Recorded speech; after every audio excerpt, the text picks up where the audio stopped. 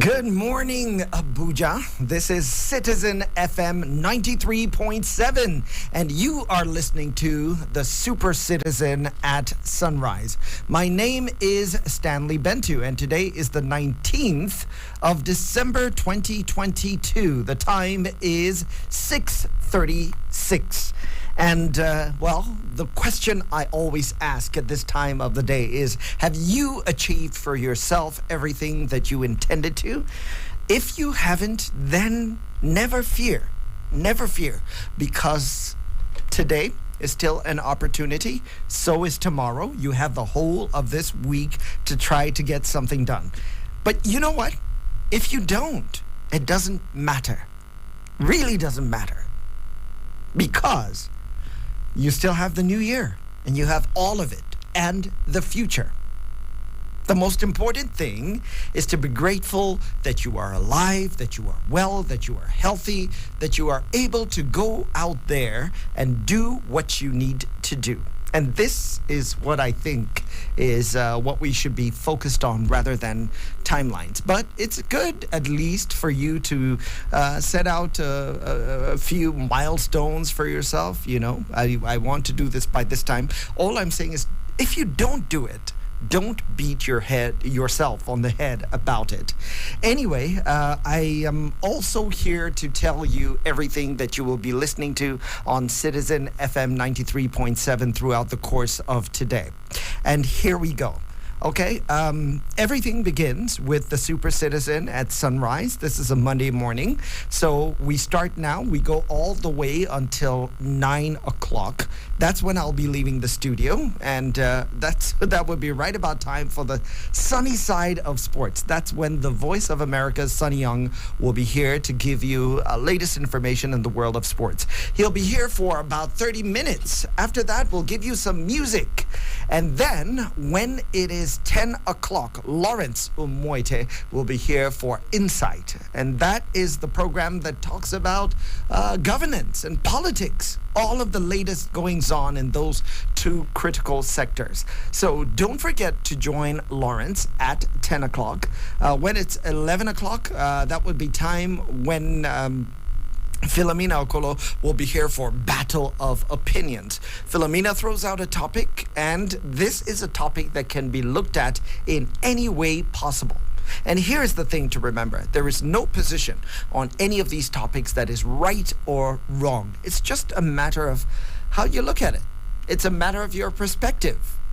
Now, speaking of perspectives, once Philomena leaves the studio at 12 noon, it will be time for the program called Perspectives. And that's when Adirayo Motosho will be here. She will be here with all of the other women, our sisters, our mothers, our wives, our daughters, women of different generation. And they will be talking about everything that affects our lives as seen through the eyes of a woman. So join Perspectives at noon. Perspectives will be on until 1:30. We'll give you some more music. And then when it's 3 o'clock, it will be time for Politics Now. That's when Ernest Osobre will be here. He'll give you the latest updates in the world of politics, policies, and the polity. This is what will be happening at 3 p.m. So find out what Lawrence will be talking about by staying on Citizen FM 93.7 at 3 p.m. When it's 4 p.m., Ernest will be leaving the studio just in time for Udeme to roar. Udeme says that he has the biggest sports show on the planet, Citizen Sports. That is what it is. So Udeme George will be here at 4 p.m. and he will be giving you all of the latest happenings in the World Cup. It forms part of my concern today, so I will talk about that a little bit later on. I won't air my views right this minute, but if you can wait a few seconds, I'll do exactly that. So Udeme will be breaking down everything that happened yesterday, and that will be happening between 4 p.m. and 5 p.m. Then when it is 5 p.m., that will be the time when Didi Eno will be here for the Super Citizen at sunset. And that is the flip side of this program that you are listening to right now. So Dee will be here with all of her tasty bits. She'll be talking about Africa and African music. She'll be giving you news roundup, you know, all of the latest happenings, the latest bits of information. Beyond that, she will also give you news around the States, and then it will be time for quizzers. I love that segment of the program. And that is when Dee puts out a question and Nigerians actually call in. Abuja residents call in to say, you know, hey, these are the answers. And you could actually win. I know that if you answer 3 straight questions correct, you get to win something. So join Dee on the Super Citizen at sunset. When Dee leaves, it would be 7 o'clock, and that would be when Ezemo will be here for evening jollof. Nigerian jollof, the best, but Citizen FM 93.7 jollof, even better.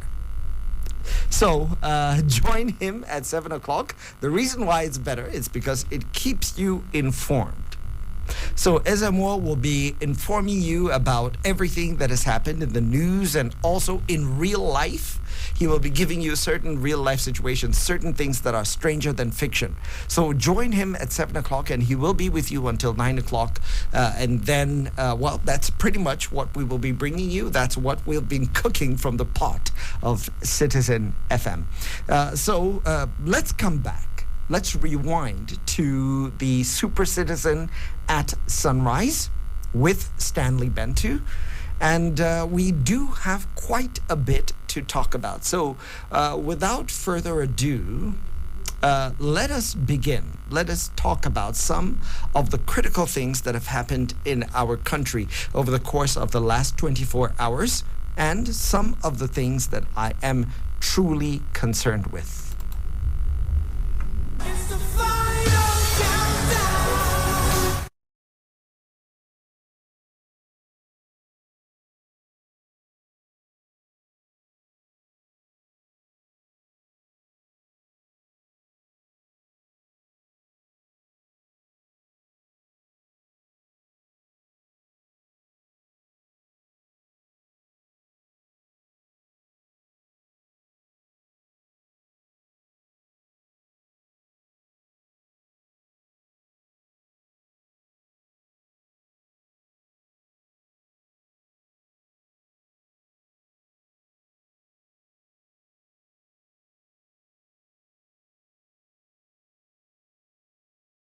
This is Citizen FM 93.7, and you are listening to the Super Citizen at sunrise, and it is the final countdown to the 2023 general elections. Now, whether we like it or not, we will have a new president come the 29th of May, 2023.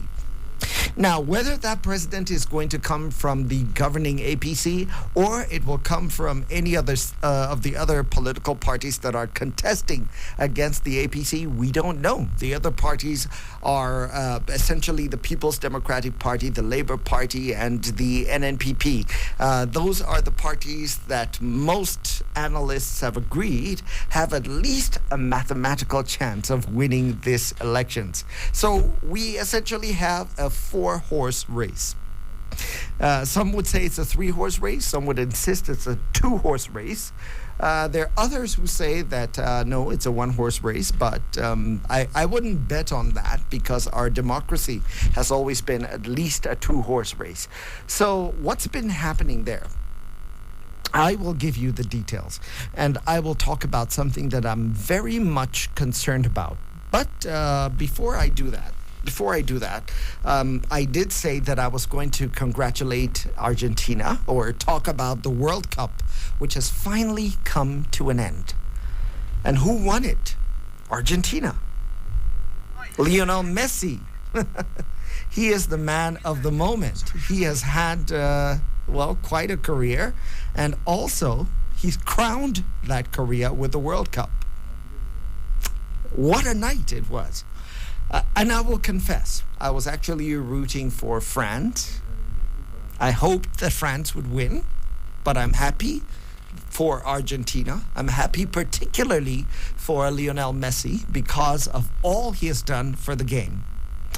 So, what are some of the things that happened on that night? I want to share with you at least some of those analyses. So let's go there and get that.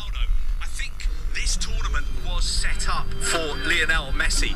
The team, his teammates all work for him. The amount of pressing they do, the work they all work for him. The amount of pressing they do, the work they put in to try and win the World Cup. Incredible. Even if you watch them train, the intensity they train at is totally different from other teams. And as far as Ronaldo is concerned, yes, of course, he's one of the greatest players of all time, but this was not his World Cup.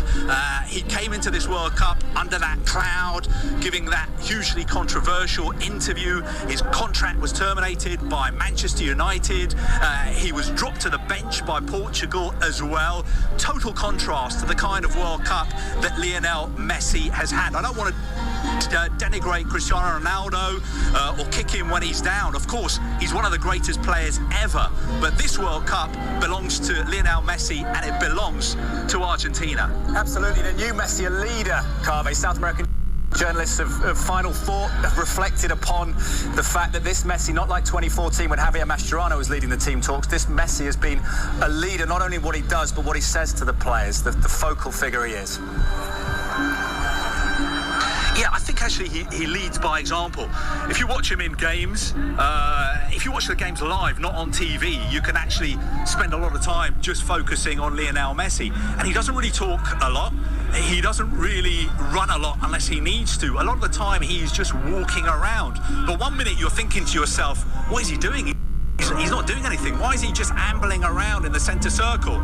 And then immediately he gets the ball, he makes something happen. Seconds later, Argentina have scored. When it comes to his leadership qualities, I think he leads by example. He leads by his aura, just because of what he has achieved in the game. He's an icon of Argentina. You can only guess at what it feels like for some of these young Argentinian players to play with a legend like Lionel Messi. One final point I would make as well is if you look at Argentina's starting 11, all their players play outside Argentina. They play in Europe. All these players, they've had to leave home at a very young age. They've had to cross the Atlantic, come to Europe, try and make a career for themselves as footballers, and this has been their ultimate prize. Quite an incredible story for Argentina to win this World Cup in the way that they have, and for Lionel Messi to finally lift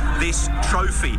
Especially if you think it's hard being an England fan, imagine what it's like being an Argentinian fan. I think it's been something like 36 years of hurt. 3 World Cup finals that they've lost on the spin.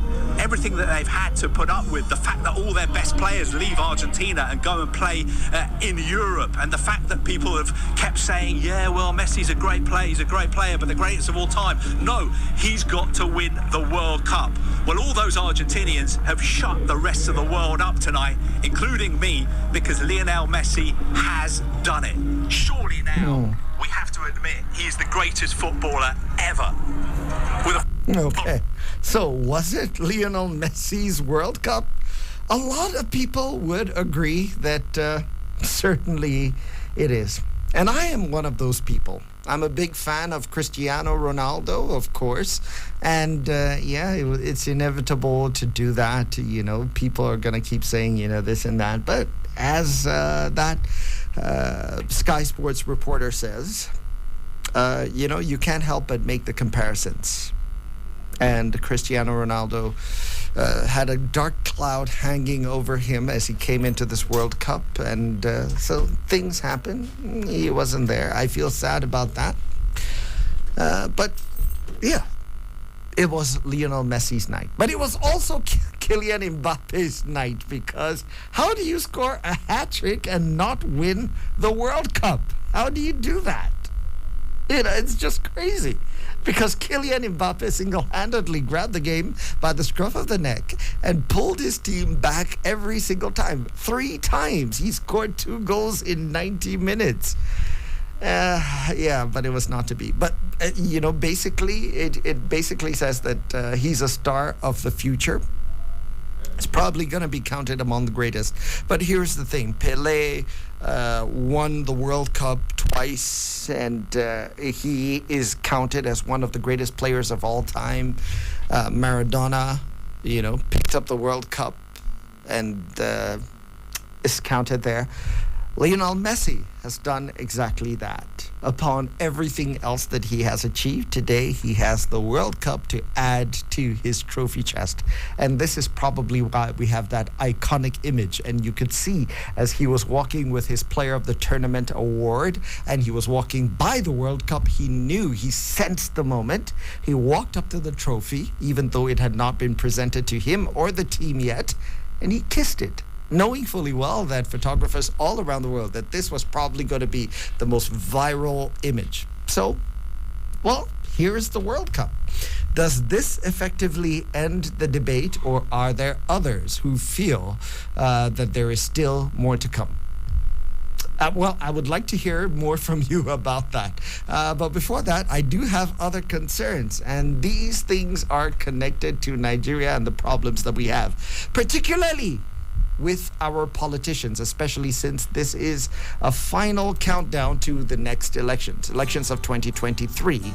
So what are the politicians doing? Are they trying to deceive us again?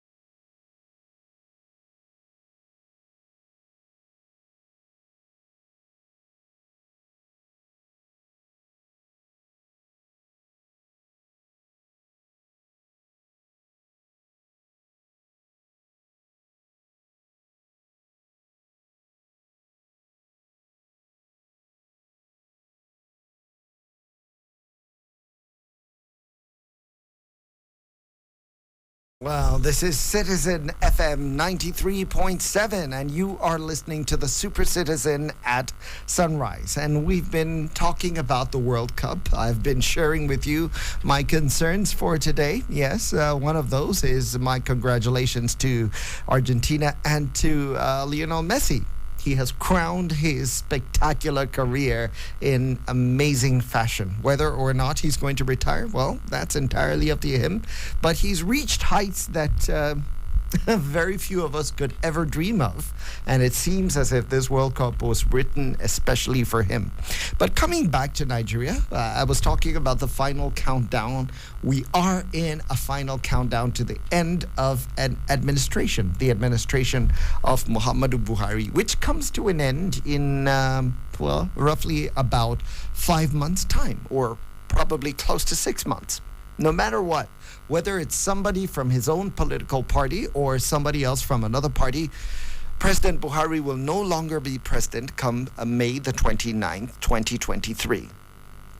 Anyway, the road to to Aso Rock is being paved by INEC with electoral rules and regulations, but it's also being paved by political players with things that we don't desire.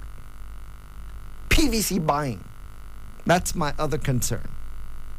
And this one really gets me.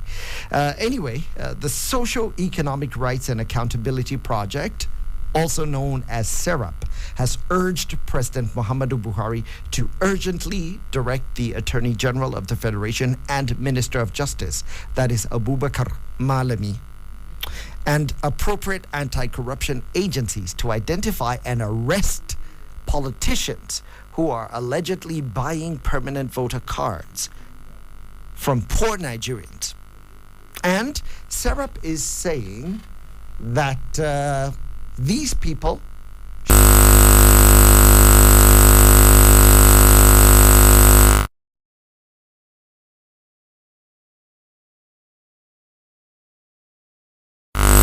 adjust some PVC from poor Nigerians across the country.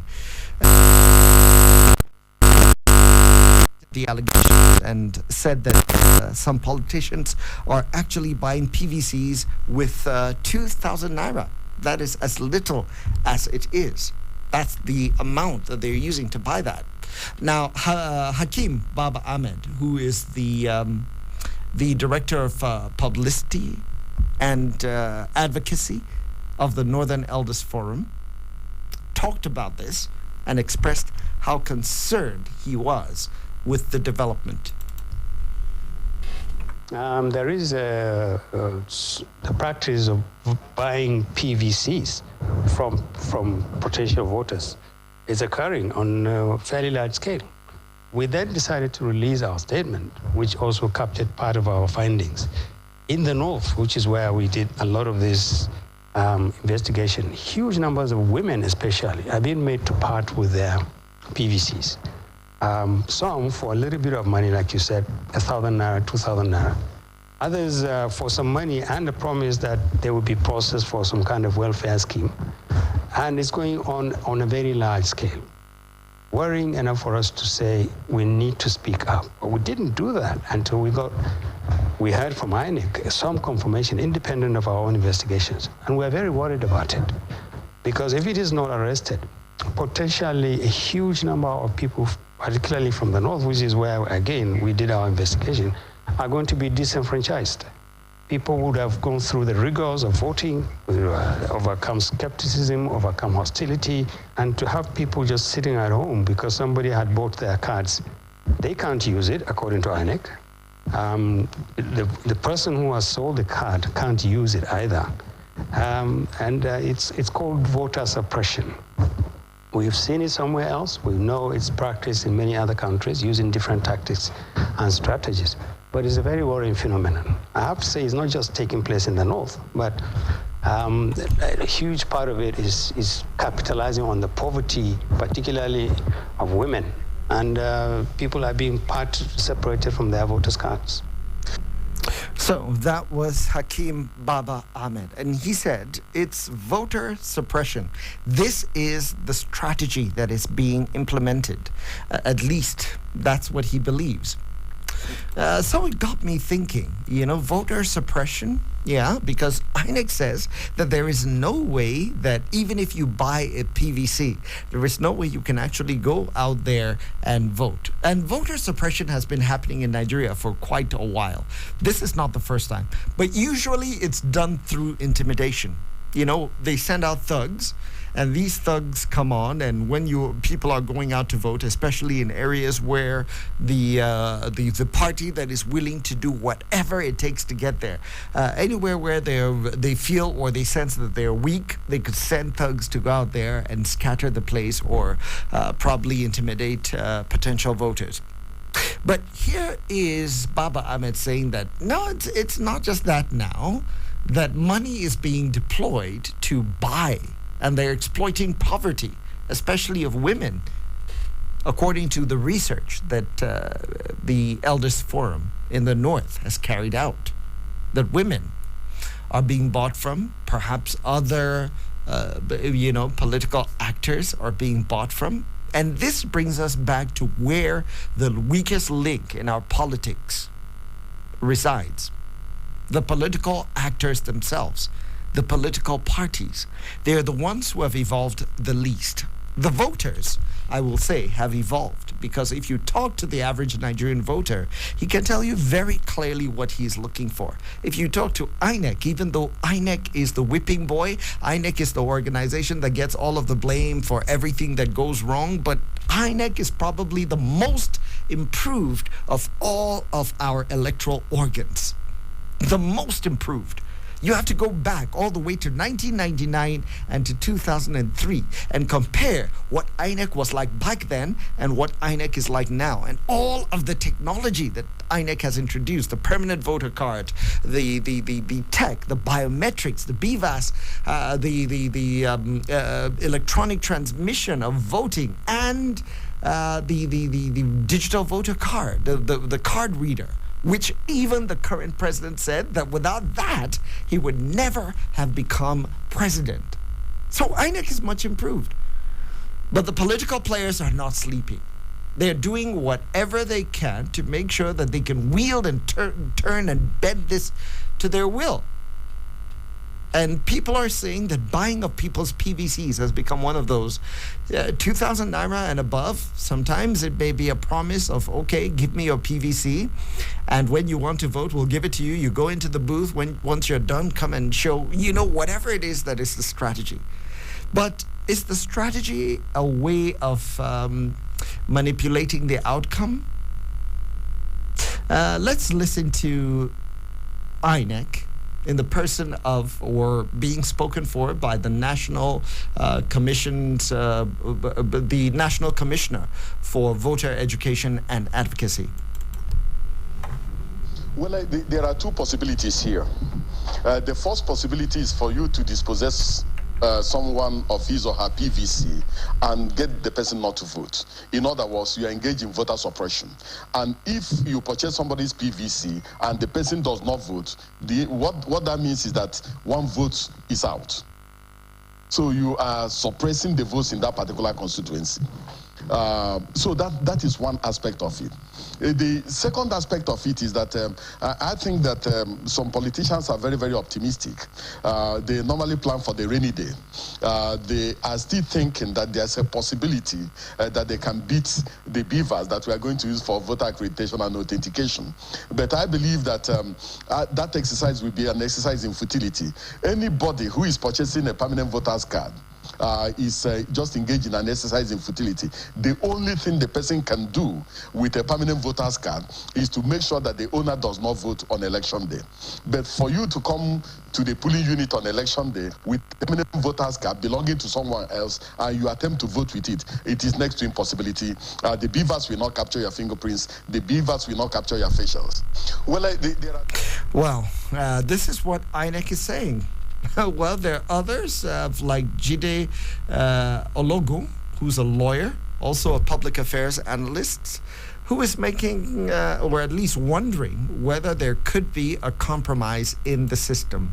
Let's hear what he has to say. It should be a difficult thing to perpetrate, but then are we ruling out compromises from even the key players? Because we are talking of electronic verification here. You have issue of thumbprints, but then these things can be circumvented. And what I know is that we have a very strong law under the Electoral Act 2022 as amended. If you look specifically at Section 117, that even stipulates that on conviction, you either pay 1 million naira or 12 months in prison, or both. And like it was reported, 2 persons have been jailed, convicted in Sokoto and Kano State.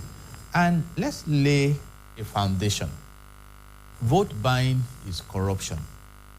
If you look at Section 4 of the Nigerian Constitution as amended, it says that the National Assembly shall make laws for the peace, orderliness, and good governance of Nigeria. And in Section 153, INEC was created to carry out credible elections, monitor the politicians, even monitor their expenses, ensure that we have credible elections.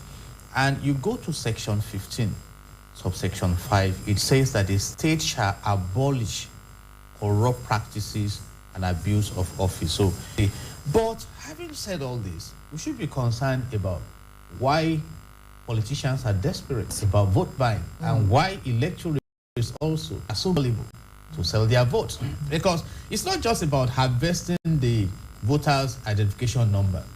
There are different approaches. You can give a guarantee that, okay, you show me, let me have a proof that you have voted for my party.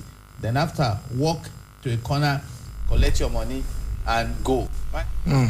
So we have to probably invest time to understand the Nigerian voter, both the one in the urban area and the one in the rural area, so that we can come up with a creative and a pragmatic solution to the problem. And as we do that, let's remember, it's not a one-size-fits-all. That would be just intellectual laziness. No, we have to understand that people have different circumstances.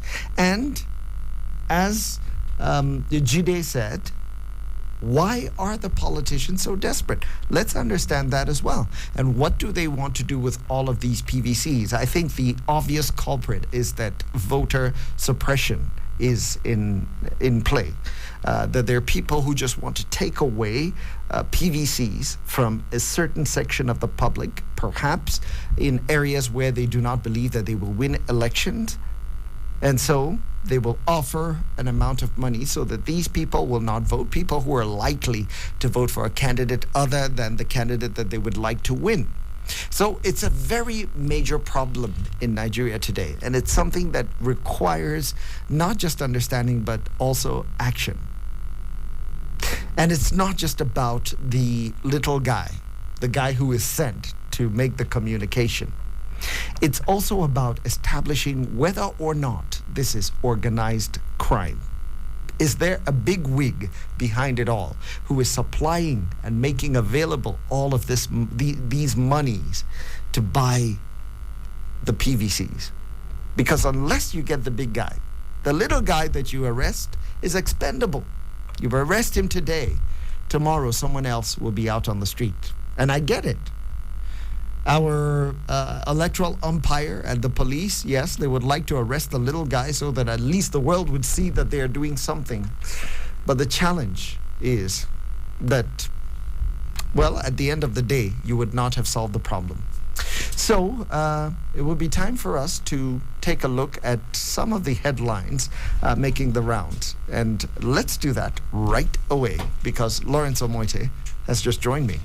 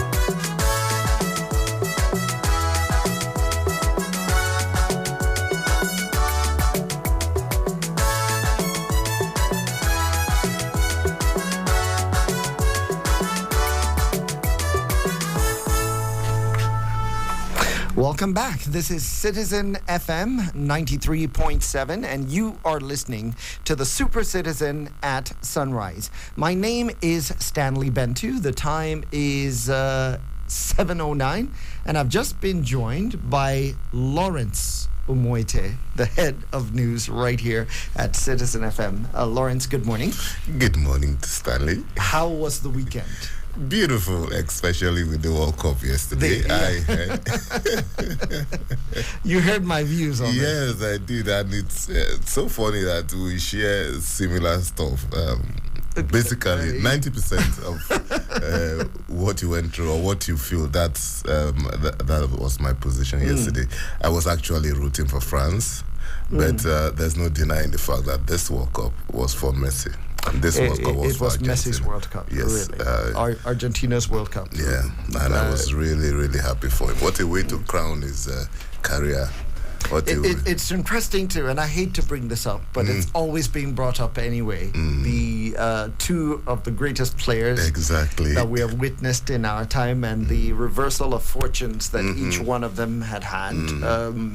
When Cristiano Ronaldo, a little over a year ago, returned to Manchester United, it was the prodigal son come home, and he was regarded as the missing piece that was going to take Manchester United to, return Manchester United to glory.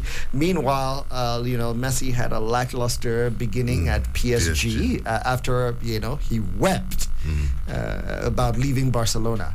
Now, you fast forward a few months later, and it's quite a difference. Messi is lifting the World Cup. Cristiano Ronaldo, frustrated at Manchester United, gave the controversial interview, went into the World Cup under the shadow of that interview.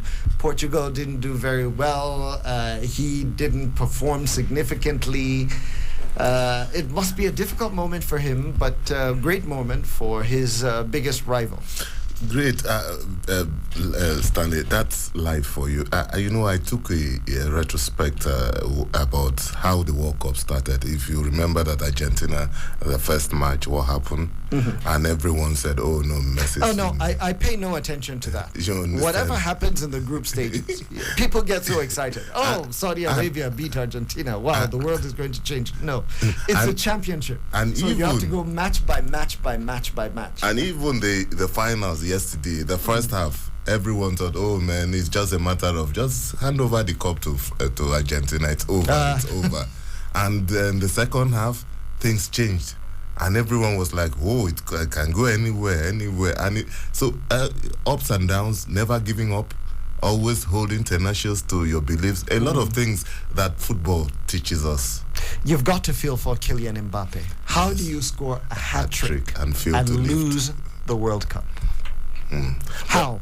And that was why yesterday was simply I really felt for him, but then I think it's going to help build him both emotionally and otherwise, and it's going to, in the next 4 years, I'm sure that he will get over it after a while. Well, he is a World Cup winner. So, let's not feel too bad for him. All right, but let us look at some of the stories that have been making the headlines.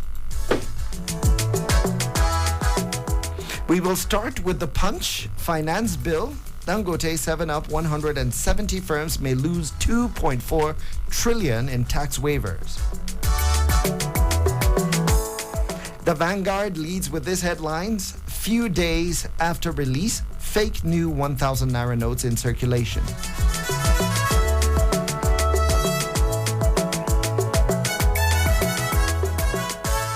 Premium Times says cholera. Cross-reverse government confirms 20 deaths, 30 hospitalized.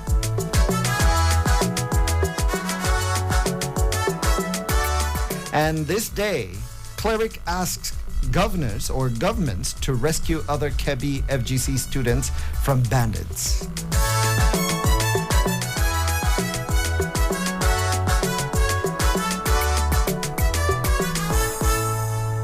Well, we'll go straight to the first story. This one comes from the Punch.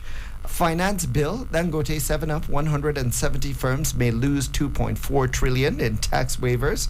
At least 172 companies may not benefit from about 2.4 trillion tax waivers under the pioneer status incentives and other tax exemptions as the federal government moves to phase out some tax waivers effective 2022.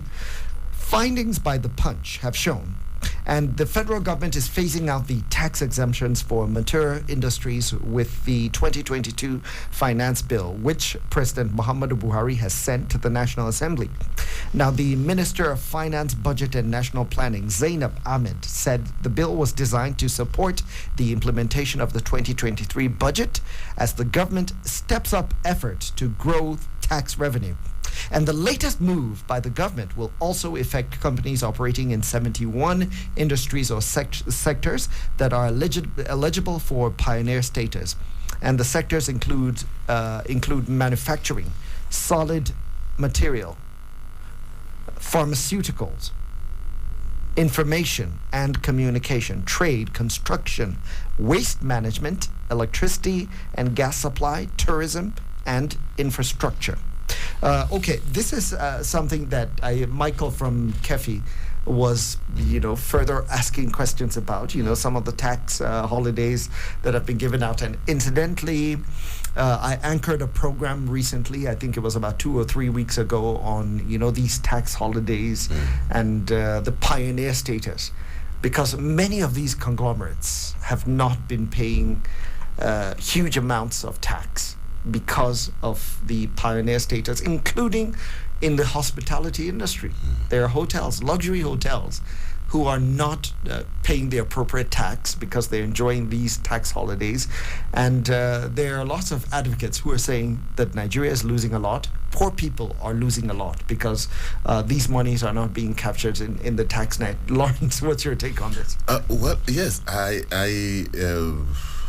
I appreciate that, but Stanley, sometimes when a government wants to bring in some new policies, I like the way the report was that it's going to be in phases. It's going to be a phased withdrawal.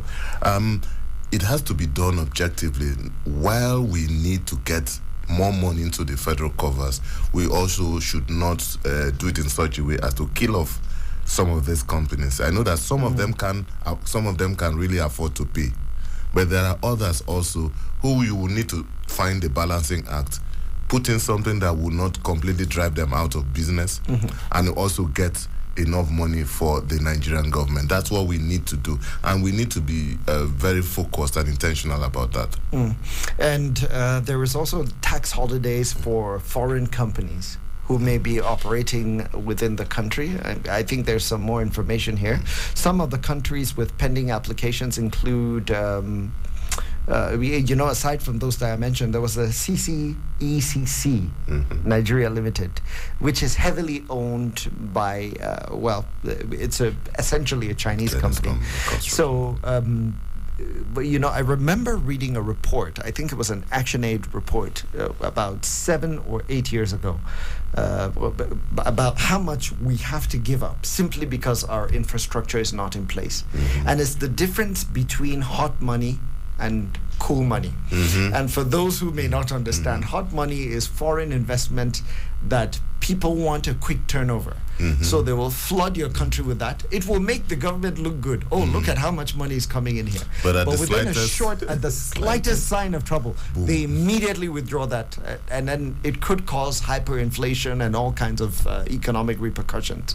But the cool money is one where somebody puts money, he has confidence that his money is going to yield for him maybe over 5 years, 10 years, 15 years, 20 years, 50 years. And part of these issues is one of the things connected to this issue is, even schools. When these top businessmen come into Nigeria, are they coming with their families? Because it's a signal.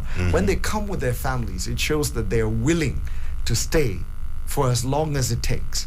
When they don't, when it's only the husband or the professional wife or professional husband who's coming in and the family is still back in the home country, it's a signal that these people may not stay very long.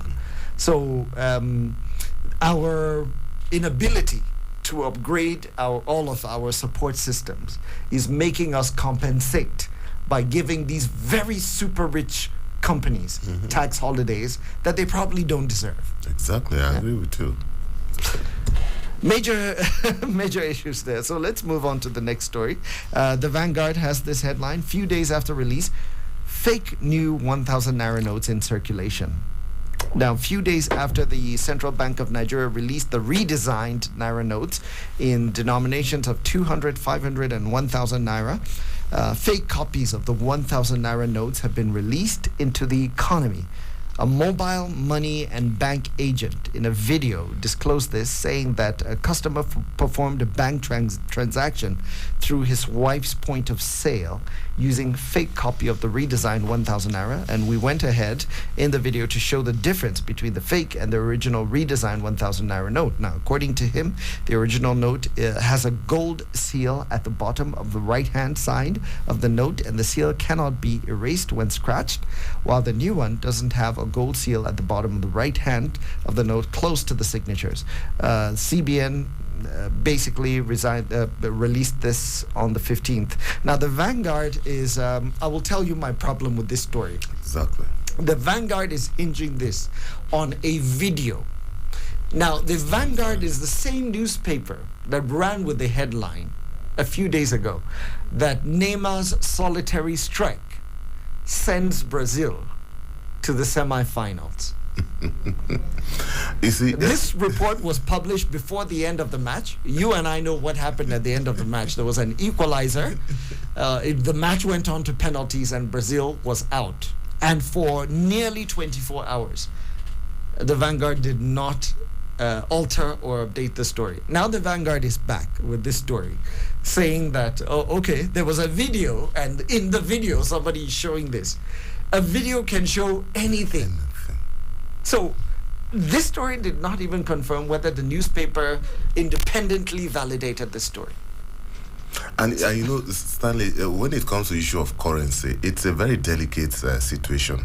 And bearing in mind the controversy that has trailed this redesign of the Naira and everything. So, because anything that happens to the currency, it can create a lot of effects, multiple effects. So, when the media goes ahead to put up some kind of stories like that without validation, without confirmation, the story, who is the person who did this video? Is he a technical person? A POS, a mobile money operator. This is what. So it's not enough, and it's just one report you saw, one item you saw, and it's enough to say, the counterfeit is already in and everything. I don't think it was good journalism, if you ask me. I don't think it's good journalism either. Really. Maybe the Vanguard needs to do some soul searching.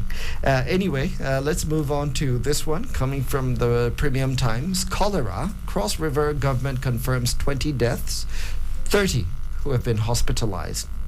Here are the details. The Cross River State government has confirmed the narrative by residents of Ekureku community that 20 people have died of cholera in the community. The Director General of the Cross River Primary Health Care Delivery Agency, Janet Ekpenyon, who spoke to the news agency of Nigeria, said that 30 other people in Ekureku were hospitalized. And she also said that Cross River government has now deployed human and material resources to bring the cholera outbreak under control. So Premium Times earlier published a NAN report in which residents of the community, which lacks basic amenities like pipe-borne water, said that 20 people died out of cholera in the 10 villages in the community between Thursday and Saturday. Now on Sunday, Mrs. Ekpenyon, who was sad over the death, said that proactive measures have been taken to prevent further spread of the disease in the affected villages in Ekureku. So very sad there. I think that we can sympathize with that community, especially the families of those who have lost loved ones. Exactly, Stanley. But I think it's a shame. It's a shame that in 2022 we still have this kind of situations, and the state government needs to be more proactive. I wouldn't be surprised if the presidential candidates will latch onto this and visit the village or the community, make some donations and get some publicity. But Stanley, it's really, really not good. I'm not surprised because a few weeks ago, one of my guests on the program showed me some pictures. He did a job for one of the UN agencies, and they had to visit some communities, and Cross River was one of them. And he showed me some pictures, and people were drinking from ponds. You couldn't believe it, Stanley. And I was shocked. I asked him, is this really in Nigeria? He said, yes. He showed me a lot of pictures. And I was like, how come things like this still happen? And you have politicians, you have people contesting for the State House of Assembly in that state, you have people contesting for local government in that state, you have councillors in that state, you have rich people in that state, you have opinion leaders, you have so many things, people from that state, and things like this still happen. This is not, you are not going to call out the federal government for this. Yeah, and I think it's, and I remember the federal government also mentioned something about this. I think it was last week, when the federal government was saying that state governors are responsible for poverty. Well, I think the truth is they are at least partially responsible for it because of the focus on urban areas. But it's also the politicians' mindset, especially when I listen to members of the National Assembly say things like, oh, our people in the village. It is your job to eliminate the difficulties of the village. People of the village were never meant to just continue living like that. The idea for you to leave the village to come into the city was to obtain knowledge so that you can take the benefits of this knowledge to improve the life of the people who were left behind in the village. This is why your grandparents or your parents, whichever one, sent you out into the city. People in the village, this is not their fate, because it seems as if the political class has accepted that this is their fate. We will always have villagers, they will always drink from streams and ponds. No, but the idea is that they are supposed to be able to have pipe-borne water. They're supposed to have quality education the same way as your children who are going to quality schools here in Abuja. The people in rural areas are just as entitled to that as you are. And it's ironic because when it comes to the issue of Naira withdrawal limit, everybody remembers the people in the village, the rural area.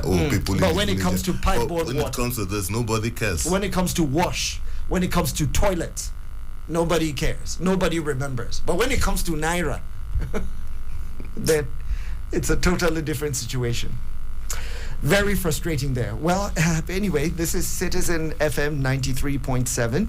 You're listening to the Super Citizen at Sunrise. My name is Stanley Bentu. I'm here with Lawrence Umwete. We're looking at the major stories that are making the headlines today.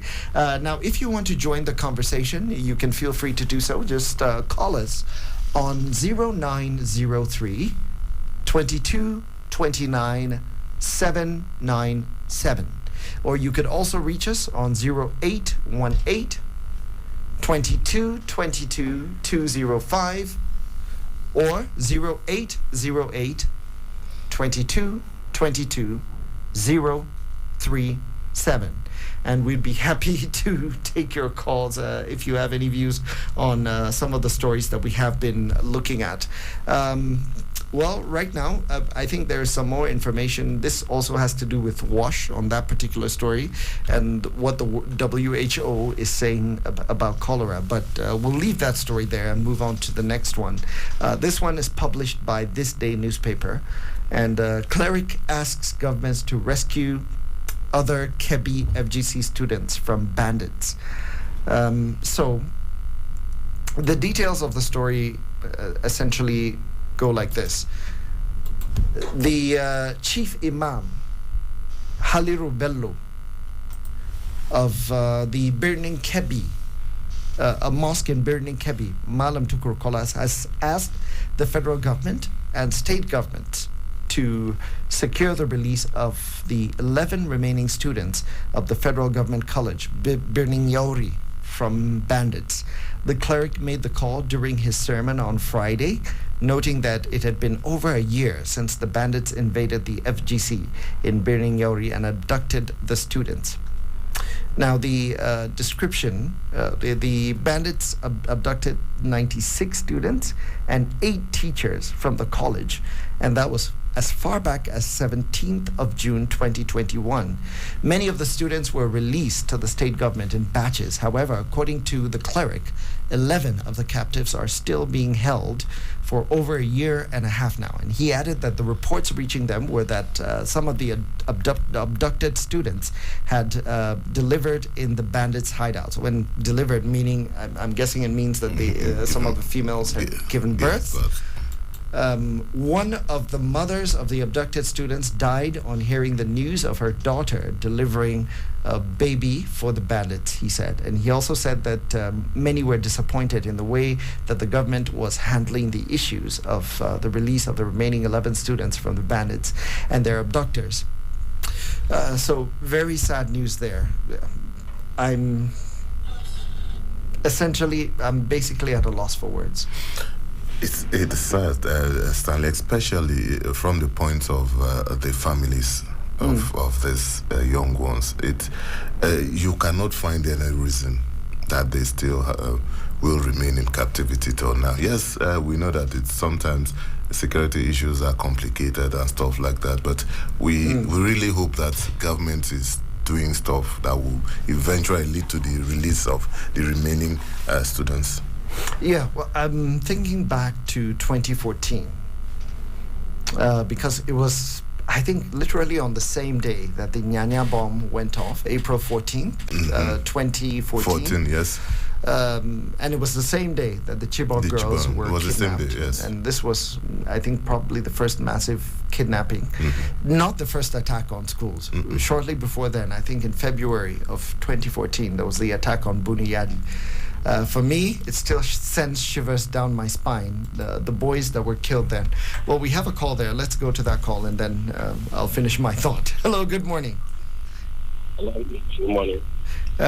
Could you tell us your name, where you're calling from? Okay, my name is Patrick.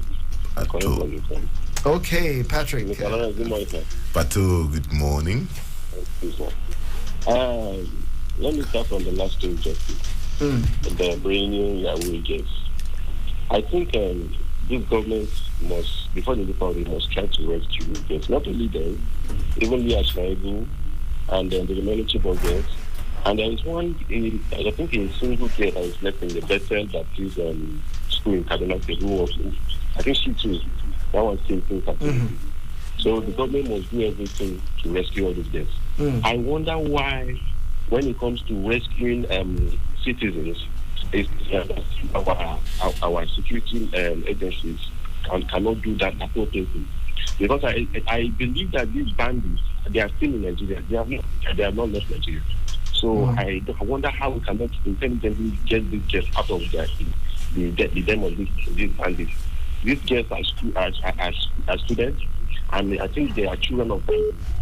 They have parents and they have sisters, and we are all concerned. So the government must please do everything it takes and rescue them. And secondly, the community in Cross River State where people thinking where they are suffering from cholera. I think they are not good. Even me from Bentu State, my community is drinking water from mud. And just the way you say, we have people who come out every time want to contest for one elected post or the other. I wonder what they are coming there to do. I think it is a high time for we the people to. I think don't vote anybody that will not take your health and your good welfare, your welfare as a priority. That's what I think. Thank you. Thank you very much, Patrick. Yeah, critical point there. Don't vote people who do not take your health and welfare seriously. The lines are still open. You can reach us on 0903 22 29 797 or 0818 22 22 205. We'd be very happy to hear your views. Hello, good morning. Yeah, good morning, Stanley. Yeah, nice to hear from you. Morning, Larry. Good morning, Maxman. Thank you.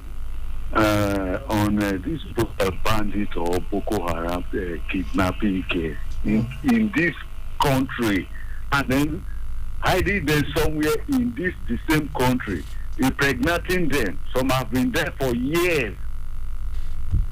I wonder what is going on. But I find it difficult. We cannot pinpoint people. I don't think there is any village in this area, any forest, that the people of that village cannot penetrate whatever out of that forest.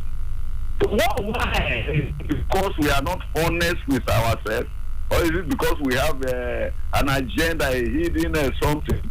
Because I find it difficult to believe that people can take somebody into the forest within this Nigeria, 1 year, 2 years, 3 years, within the same Nigeria, and we cannot locate that position. I don't believe. Thank you for the opportunity. Thank you very much, Massman. It's a very difficult thing to believe. I think that the PDP candidate said something that even when you look at some, these are forests, we call it a forest, but it's mostly shrubs. There's a lot of open land there. So why is it so difficult? It's actually puzzling. But as I was saying earlier, I remember that day very clearly, 14th April. Girls were taken from Chibok, and it was a major kidnapping incident. But I said, don't forget Dapchi. The boys, I think there were 50 of them, if I remember, either 50 or 51. They were all brutally murdered in their hostels. So in the northeastern part of the country, there's been so much of this. Leah Sharibu, still no information from her. The remaining Chibok girls, still no information.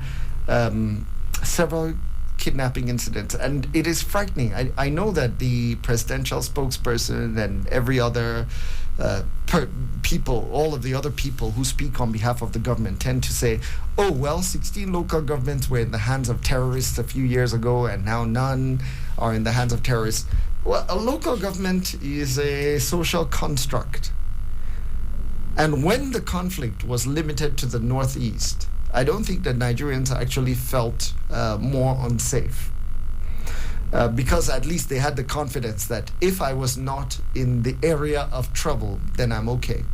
But several years later, the fear right now is everywhere you are. Even if you're leaving your house to drive down the road, or if you're coming to work at an odd time, as you and I do, this thought is always at the back of your mind. Is this the day that something may go wrong and somebody will decide to pull a gun and maybe try to kidnap me or something like that? So it's when you are in a situation where the target is random, the sense of insecurity is heightened. Exactly. I think you're right, Stanley. And it sometimes also, to be fair to the government, I really also appreciate some of the complexities of this situation. But then, how do you describe, how do you justify that for so many years, these children, these young ones, are yet to be completely released? The parents are not going to understand all the grammar. The loved ones are not going to understand anything you say. All they want is to get their loved ones back. And that's what government is for. Yeah, well, that's essentially the role of government in doing that. But then there is also the recent policy of the limit in withdrawal of Nairas and the impact on ransom payment. And there are people who are frustrated with this because they feel it will affect their business. So it's understandable. I would never trivialize, anybody who may be into business where he requires cash very often.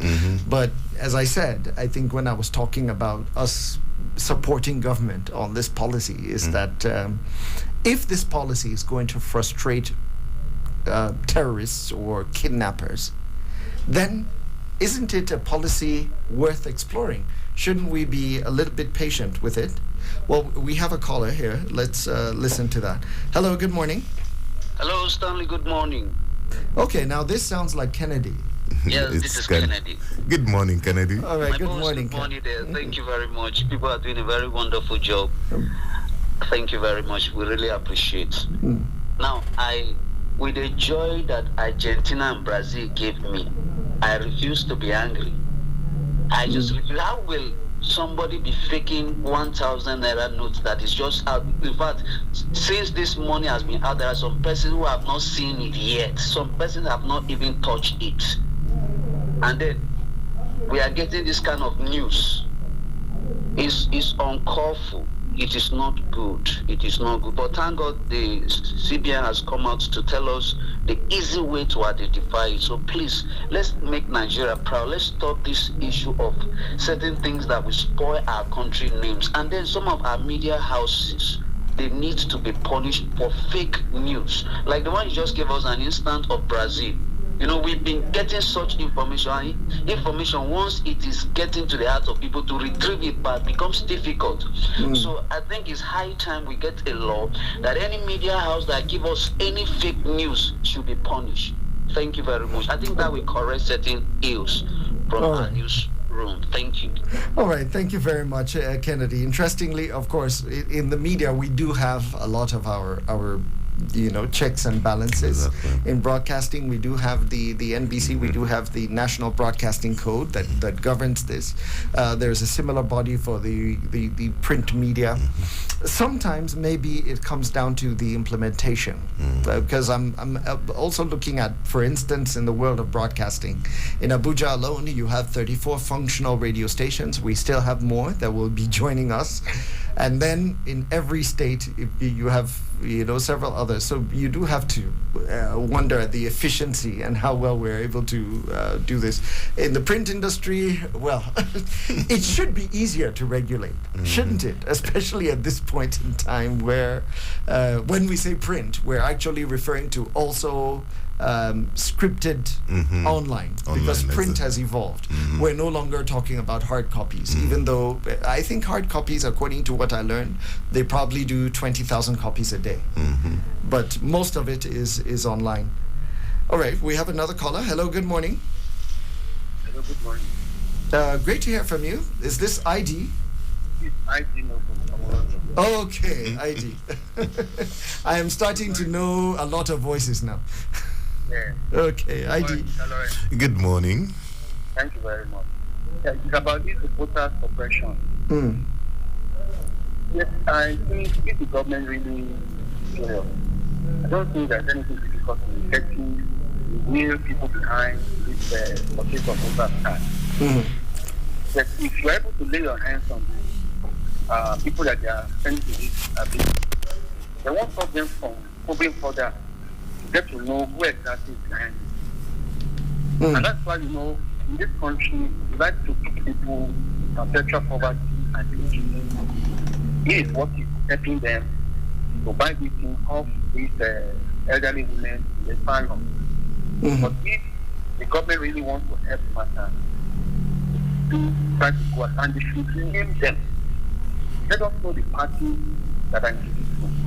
Because if they keep on keeping silent against the of these people, there's no way we can get out of this problem. That is not the truth. Thank you for now. Thank you very much, ID. I was just talking about this earlier, Lawrence. Is it organized crime, or are these isolated individual incidents? Because it's you can't alter the outcome of an election just by buying one or two PVCs. Even if your objective is to suppress votes, you have to buy a lot of them. And even if you're buying as cheaply as 2,000 naira, imagine 2,000 naira times, in some polling units, you're talking about 500. And then you have to talk about several polling units, so you may be talking about tens of thousands of votes. Well, you see, Stanley, while I'm tempted to go along with INEC, believe that, people who engage in this are just an exercise in futility, I don't want INEC to go to sleep. Politicians are very smart, in quote. Sometimes when they do things, you have to think like them, look at the bigger picture. Is there any possibility? I don't know yet. But let's not just go to sleep and say, okay, INEC says nothing can happen. You can never tell. We need to be on guard 24 hours until after the elections. Because people don't just throw money away because of, say, they want to suppress votes. Just like you said, they may just be, there's an outside chance that there's something that they know that we've not figured out yet. So we need to be very, very watchful. Yeah, let's listen to Jide Ologun, who's a lawyer, public affairs analyst. And here's his take, which is very, very similar to what you were saying.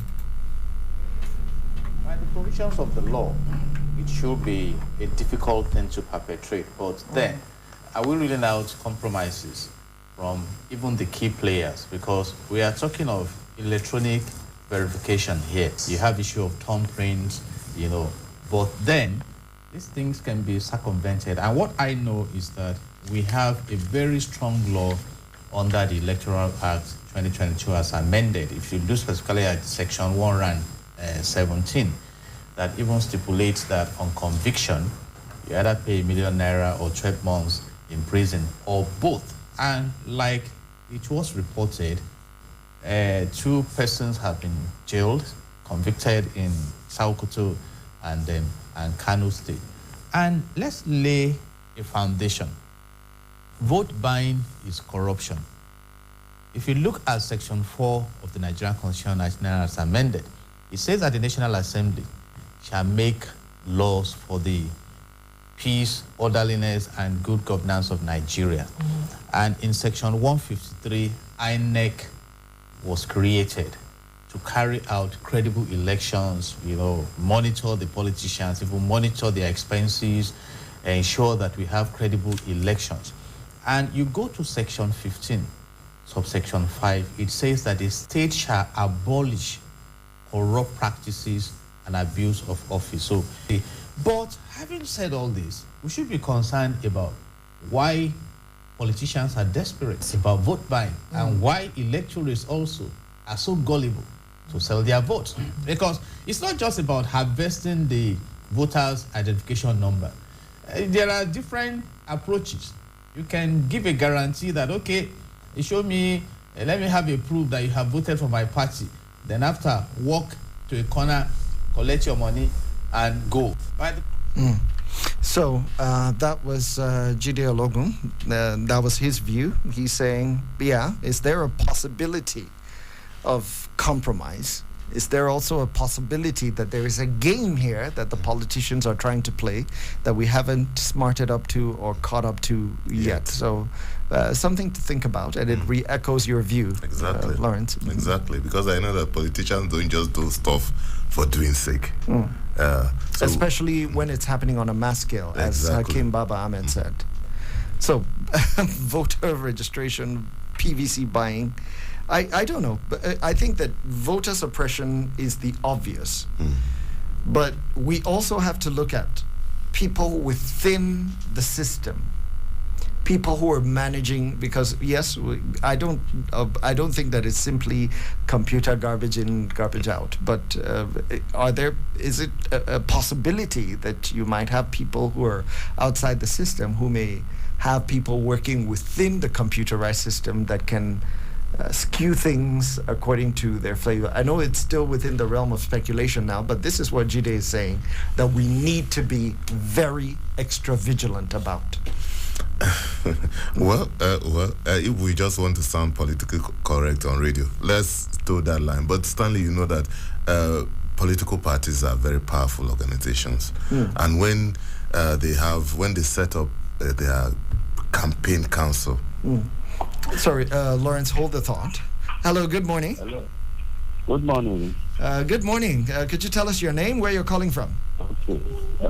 Lawrence, good morning. This is Michael from Maraba. Good morning, Michael. Okay, morning, Michael. Yes. Hi, thank you guys at the studio there. Short, whenever I hear of kidnap, adoption, my heart bleeds, honestly. You know, when you look at it, it's because none of these big men, prominent men's sons or daughters have been kidnapped and held for so long a time. And that is why you see things going this way. And come to think about it, is Nigeria too large that the landmass cannot be even ascertained? Are you guys getting me? By virtue of my profession, I'm a surveyor, a land surveyor. I don't think there's any forest, no any community, nor local government that never knew the extent of their land. Why do we have land dispute then? Why do we talk of land encroachment? It's because we know the extent of our land. So as a result of this, if anything is happening in our forest, so-called forest, at least the local government should know the extent. Come from this side. And we have advanced technology now. Look at drones.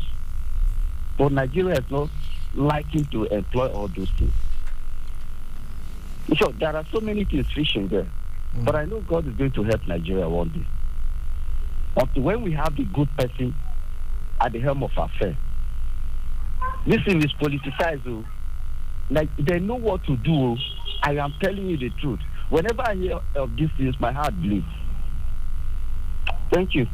God bless Nigeria. Thank you very much. And indeed, God bless Nigeria. But very critical points raised there. Yeah. Lawrence, before I let you finish your thought, maybe let me bounce this off you about the fact that, yes, when you actually look at it, our population is huge. Estimations maybe a little over 200 million. But our landmass is actually manageable. Exactly. It's a landmass that a country like ours should be able to cover very effectively and efficiently. I know that one thing is you need to have enough boots on the ground. So maybe our security forces at a combined number of far less than 1 million. I think we're probably talking about 600,000 to 700,000. Maybe that is too small. But beyond that, there is also technology. Exactly. We can complement that with the use of technology to manage our shortfall in terms of the boots on the ground. So I don't think that's something that we cannot do. It's not an impossible thing. Difficult, yes, but it's not an impossible task if we think it's a priority that we need to do at the end of the day. That's the way I look at it. If you think it's important enough, you will find a way to address it. But if you think it's not in the first 3, 4, 5 of your priority, then you just let's manage it. Let's manage it. That's how I see it. And before we take it, I was trying to talk about the political parties and the ability to encroach on. You see, I've had the privilege of walking around presidential campaign councils in the past of different political parties. That council you see is not just set up to say, oh, we are going to campaign, vote for us. That's not all about it, about a presidential campaign council. And this is generally, especially for the big political parties. They have different departments, different divisions that are engaged in so many other things. Some of them under the cover, some of them things that people don't know about. For example, every political party will always have people in opposing political parties who are giving them information. This is facts. You can't campaign and then your rival, you don't know what is happening in the camp of your rival. You must have people planted there. So if political parties can do that, is it in the electoral commission that they will not have? They will have sympathizers. Yeah. But we are not saying that those ones will be influenced. But then that's the reality on ground. It is the reality on ground. And it's not even as if the sympathizers are necessarily... It's not that they want a political party to win or not. It may just be compromise. Exactly. But, okay. Exactly. Even in security forces and different areas. These are... Because, Stanley, you're talking about gaining control of power at the center in a country like Nigeria. The stakes are very high. Very high. So people don't go to sleep. In fact, there are units in the campaign council that other members of the campaign council don't know they exist. And this is where the love of money comes in. And we were warned, even by biblical texts, that the love of it is the root of all evil. And when for instance, in Nigeria, when there's this belief that everybody has a price, then there's a confidence that no matter what systems are put in place, we can probably use money to solve it. And every time there's a big scandal, of course, you can hear monies have moved to certain accounts. And again, coming back to cash, because I keep harping on that, because the safest way for you to bribe someone and in a manner that they will desire, without a trace, is to give them the cash. Exactly. And then allow them to find a way that they're going to launder that money or move the money into the system. It's not your business. And in some cases, the monies are so huge, and this is why they need containers to put them in, because the moment you begin to put that money into, we have laws that says, EFCC should be tripped off, NFIU should be tipped off, so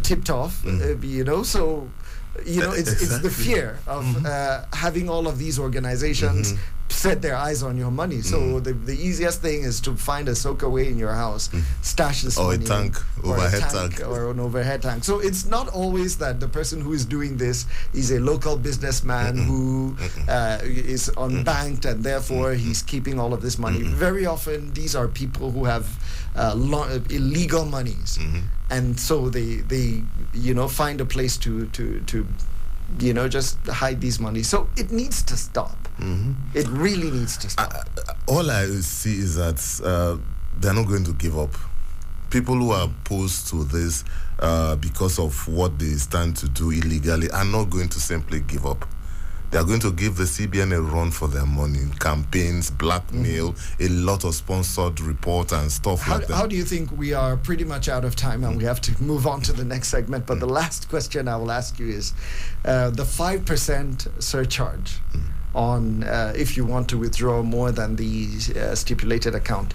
If it's actually stolen money you're trying to move, you might be willing to give up 5% because after all, it's not your money in the first place. Exactly, but that will also attract some records. There will be a trail at the end of the day. All the forms upon forms. Yes, and that's what they are running away from. And we will follow you, he says, the CBN governor, we will follow you to make sure that you spend that money. So it all comes down to the implementation. Exactly. All right, Lawrence, thank you so very much for having a look at the newspaper headlines with me. We have our sports news coming up next, and yesterday was a big day, so we'll get all of the latest details. Stay with us. Do not go away.